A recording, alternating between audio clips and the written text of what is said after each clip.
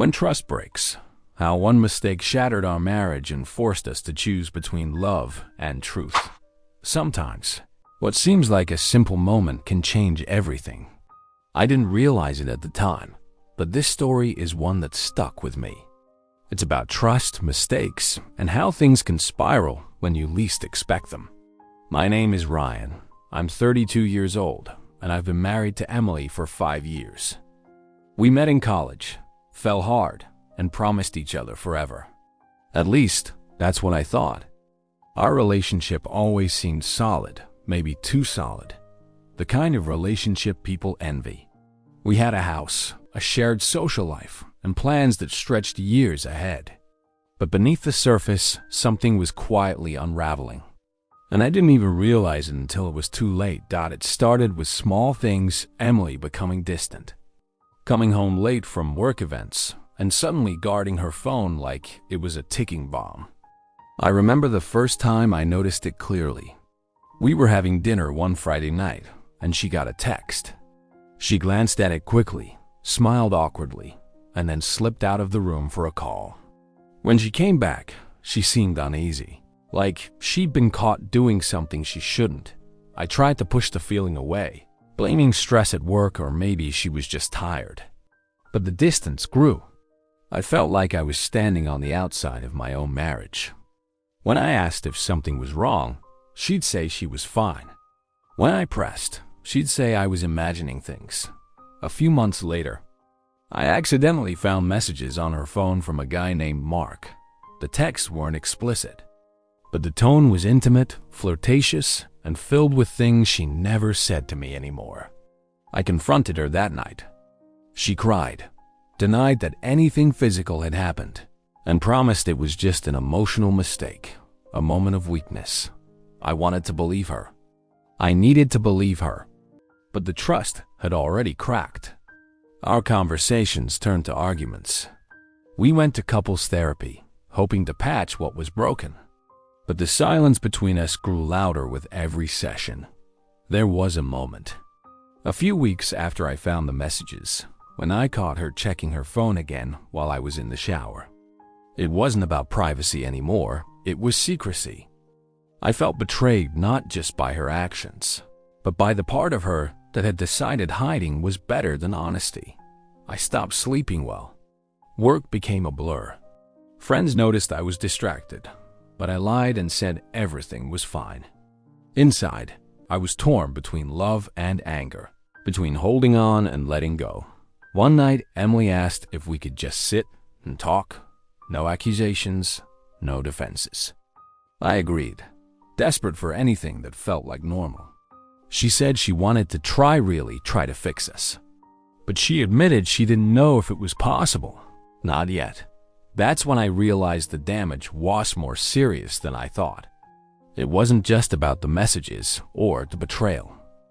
It was about the invisible distance that grew when two people stopped sharing their truths. We made a fragile pact, to be honest, no matter how hard it got. She started individual therapy, admitting she needed to understand why she had sought comfort outside our marriage. I pushed myself to listen, really listen, instead of reacting.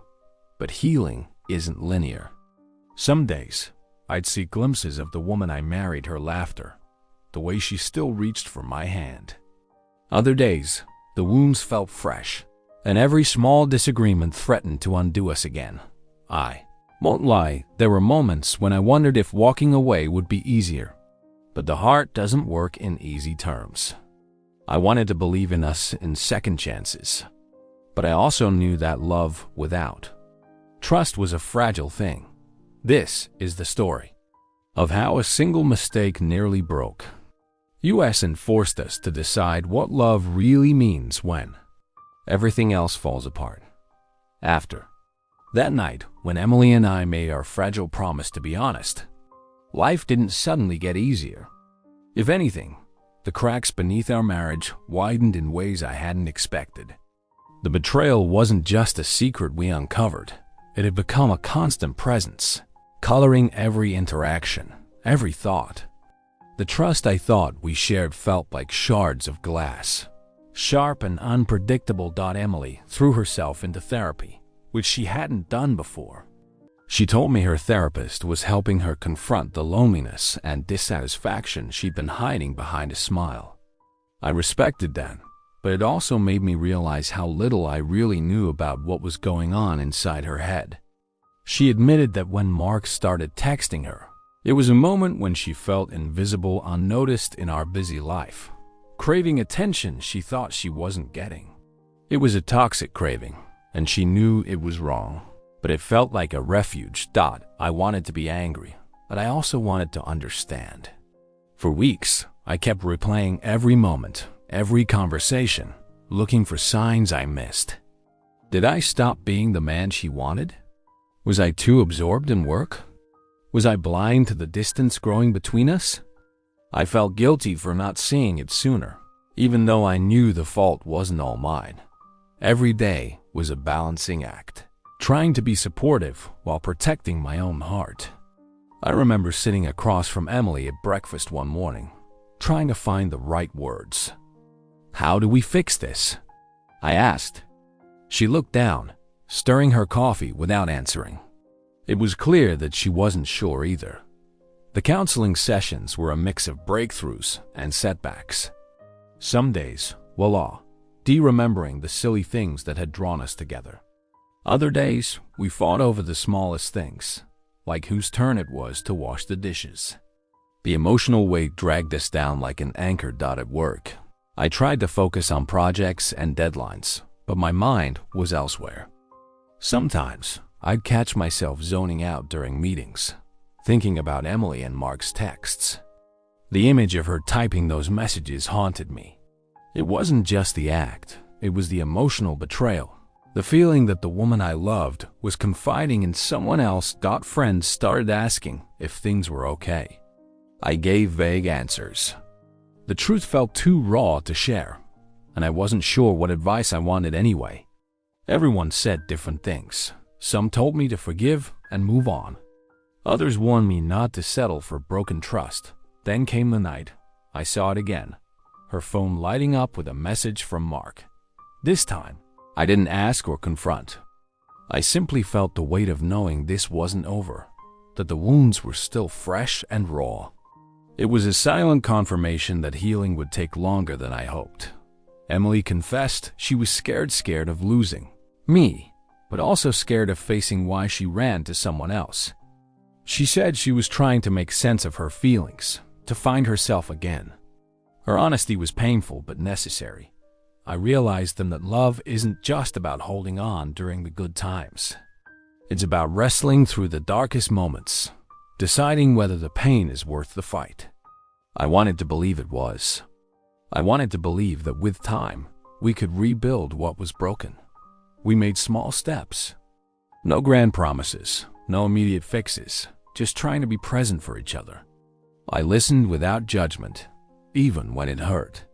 She tried to be transparent, answering my questions without defensiveness. But beneath it all, the fear lingered. Would this ever feel normal again? Would I ever trust her completely? Or was I fooling myself?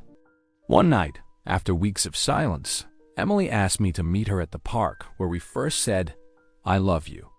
We sat on a bench under the fading sun. She held my hand, and I felt a flicker of hope. "I don't want to lose us," she said. "But I know I can't ask you to forget. I want to earn your trust again, even if it takes years." I nodded, squeezing her hand. "I want that too. But I need to know we're honest, not just about the past, but about what we want moving forward." That night was a turning point. Not because everything changed overnight, but because we acknowledged the hard truth: rebuilding trust takes time, patience, and a willingness to face the uncomfortable parts of ourselves and each other. I still carry scars from that betrayal. Some days are harder than others. But I'm learning that love doesn't mean perfection. It means choosing someone even when it's messy, painful, and uncertain. Our story isn't over. It's just beginning to be rewritten. The months that followed were some of the hardest I'd ever lived through. Trust isn't a switch you can flip back on. It's a fragile thread that you have to slowly weave again, stitch by careful stitch. Emily and I were trying, but it wasn't easy. Every smile, every touch carried a weight of doubt underneath. Emily kept going to therapy, and I did my best to be patient. But inside me, there was a storm brewing. I wanted to believe in second chances, but I also feared getting hurt again. Every time her phone buzzed, my heart raced.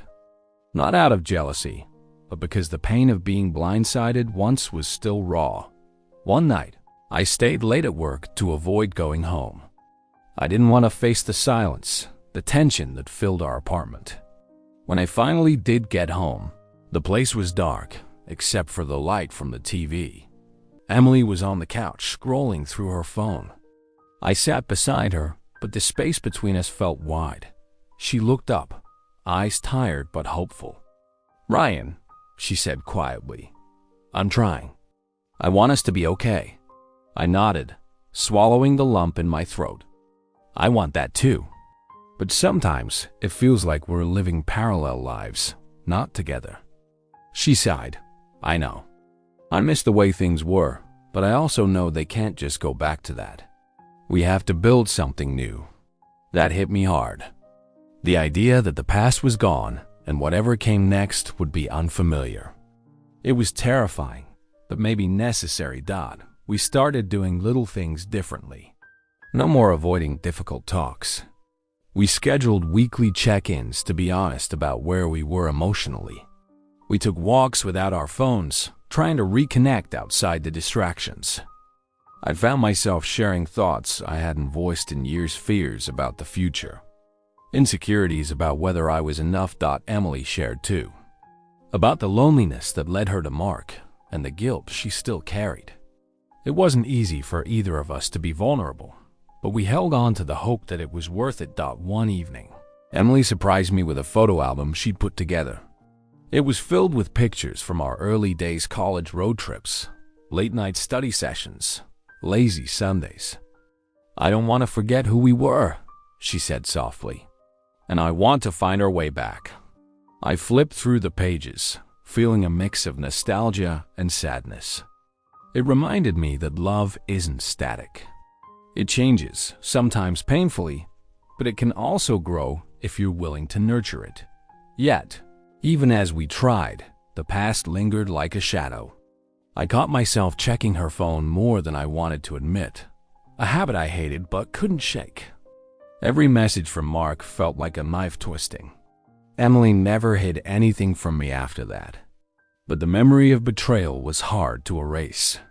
There were nights when I lay awake, replaying conversations, wondering if she still loved me or if part of her heart was forever elsewhere.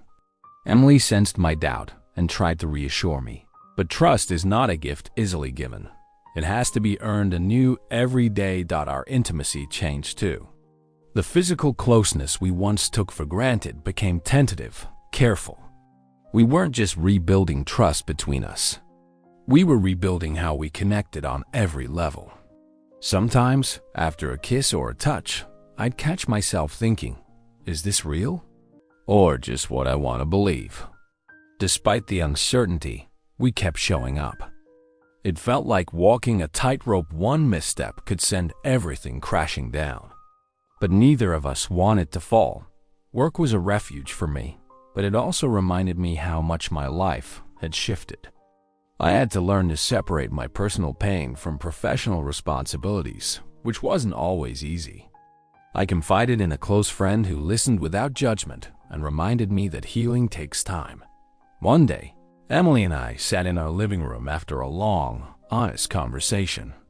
We both cried, not because of anger, but because of the weight we'd carried and the hope that something better might still be possible. She looked at me and said, "I don't know what the future holds, but I'm willing to fight for us if you are." I reached for her hand, squeezing it gently. "I'm scared, but I want to try." That night, as we fell asleep side by side, I realized that love isn't about perfection.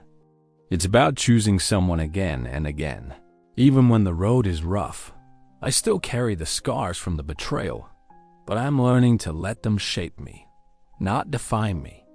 Our story isn't fixed. It's messy, complicated, and uncertain, but it's ours. And maybe that's what makes it real by the time we reach this point in our story. Emily and I had traveled through some of the most difficult emotional terrain either of us had ever faced. I won't pretend the pain was gone. It wasn't, not completely. But what had shifted was how we handled it, and maybe, just maybe, that was enough to keep us moving forward. The hardest lesson was learning that forgiveness doesn't erase the past. It doesn't magically fix what was broken overnight. Forgiveness is a choice you make every single day, especially when your heart still aches. I chose to forgive because I still loved Emily, and because I believed people could grow beyond their mistakes. After months of therapy, honest talks, and moments where I honestly thought it might be the end, we finally started feeling a new kind of closeness, not the innocent, naive kind we had when we were younger, but a mature, raw connection built on truth. Emily had been completely open about her feelings and actions. That transparency was painful for both of us, but it was the only way to rebuild what was lost. I learned to listen without judgment, to hold my anger in check, and to recognize that her mistakes were not the full story of who she was or what we had. One evening, we sat together on the porch of our house, wrapped in blankets as the sun dipped behind the trees. Emily took my hand in hers, a simple gesture that meant more than words. "I want you to know," she said, "that you're the reason I fought to fix this." I was scared, but I never stopped loving you. I looked at her, the woman I'd been married to for half a decade, and realized that love isn't perfect. It's messy, complicated, sometimes heartbreaking, but it can survive if you're willing to keep trying. We began planning for the future again. Not the same future we once imagined, but one built on new foundations. We talked about goals, hopes, and even fears with honesty we hadn't had before. The walls we'd built around ourselves started coming down. Brick by brick, physical intimacy slowly returned, not instantly, but gently, like a flower pushing through soil after a long winter.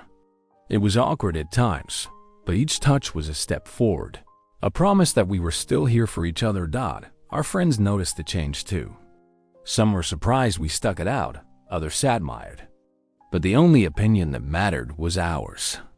We'd been through hell, and if this was where we ended up, we were going to make it count. Of course, the scars still lingered. Trust, once broken, is fragile. There were moments when old doubts crept in, times I questioned if I was fooling myself. But instead of hiding those feelings, Emily and I talked about them. That honesty kept us grounded. The biggest surprise was how much we both had changed. The crisis forced us to look inward, confront personal demons, and grow beyond the versions of ourselves that had failed each other. I'm not the same man I was before this all started. Emily isn't the same woman either. Strangely, that's a blessing. One night, months after we decided to fight for us, Emily found an old letter I'd written her in college.